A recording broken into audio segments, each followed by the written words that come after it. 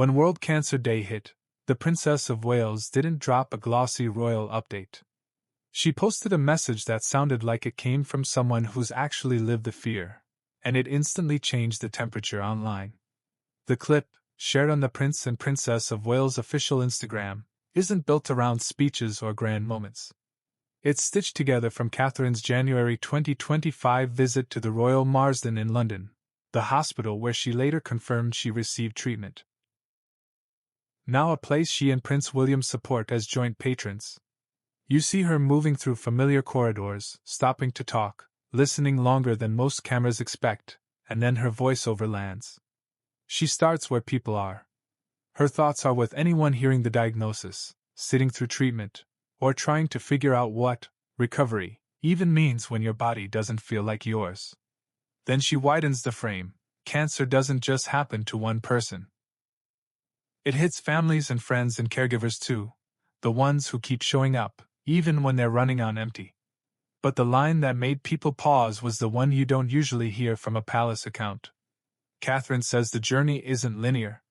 There are stretches of fear and exhaustion, and then, somehow, moments of strength, kindness, and a kind of connection you only understand once you've been in it. It doesn't feel like a slogan. It feels like someone finally saying the quiet part out loud. And here's what's even more striking: what she doesn't do. She doesn't turn it into a neat before and after. She doesn't over-explain. She doesn't pretend hope cancels out fatigue. That absence is the point. Because if you've lived it, you know the hardest part isn't the big moments. It's the endless in-between. The timing is impossible to ignore. 2024 reshaped the royal family in public and private. Buckingham Palace announced King Charles had been diagnosed with cancer, and Catherine's own health story unfolded in stages, with long gaps where the public filled the silence with theories. This time, her message doesn't feed the noise. It shuts it down, by making it human, not headline-shaped. Her timeline began in January 2024 with abdominal surgery that was initially believed to be non-cancerous. Later tests found cancer had been present, and in March 2024 she shared the diagnosis in a video message, explaining she would undergo preventative chemotherapy while she and William tried to protect their young family, George, Charlotte, and Louis, from the chaos.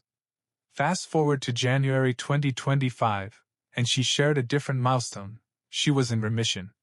She called it a relief, but she didn't pretend it was the end of the story. She talked about adjusting to a new normal, and how that takes time, the kind of honesty that makes her World Cancer Day words land harder now. Because remission is a line on paper. Living again is the part nobody can timetable. That's why the Royal Marsden footage matters. It isn't random B-roll. A Kensington Palace spokesman said the visit was about gratitude to the team, and about spotlighting the world-leading care the hospital provides. You see that purpose in the details.